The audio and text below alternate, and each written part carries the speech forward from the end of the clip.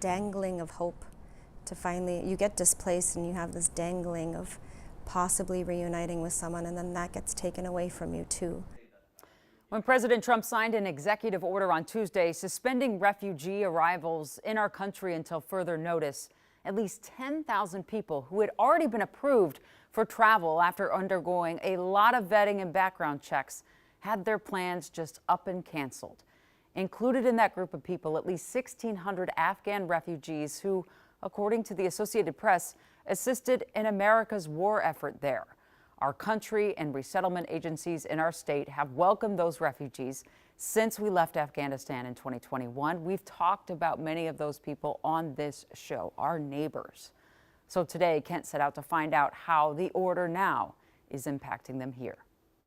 More than 3 years after the deadly, chaotic, and traumatic U.S. withdrawal from Afghanistan, many refugees who landed in Minneapolis are still waiting for loved ones to join them. This decision put a lot of people in danger. Nazreen Sahade is executive director of the Afghan Cultural Society in Minneapolis, which has helped more than 2,000 Afghan refugees gain stable footing in our job market, education, and healthcare systems. And she's already seen the impact of this week's suspension of the refugee admissions program. I know of a handful of other folks that were supposed to come through Welcome Corps that is now not happening because of the executive order. It's just crushing. People really, really miss family.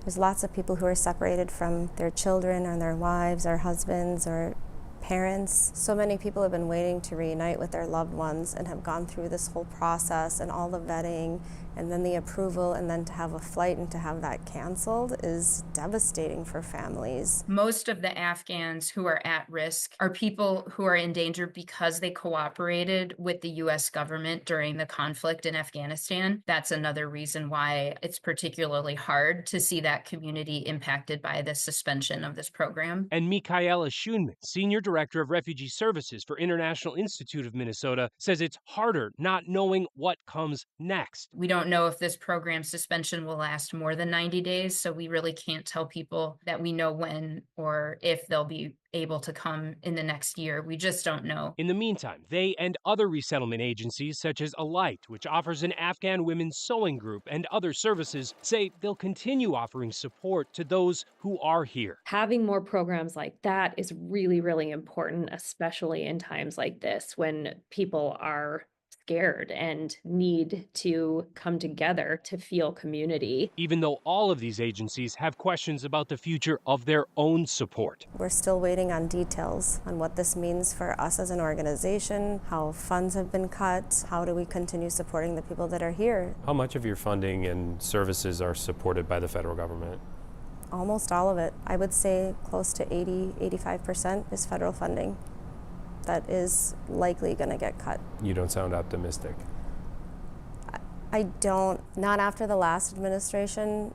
I don't see him continuing this kind of support for these communities.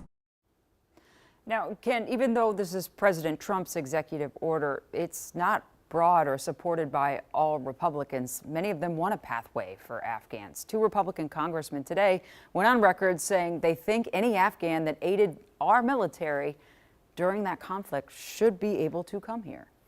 Yeah, and that's why International Institute and Alight are a little bit more optimistic. They've seen broad bipartisan support for their programs and these refugees going back a long time. And so they are, again, hopeful that there will be something there.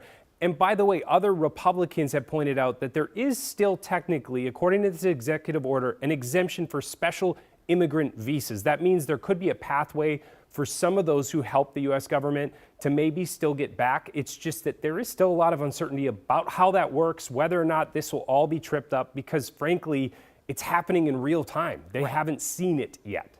Interesting. All right, well, we'll follow up. Thank you so much, Kent. We appreciate it.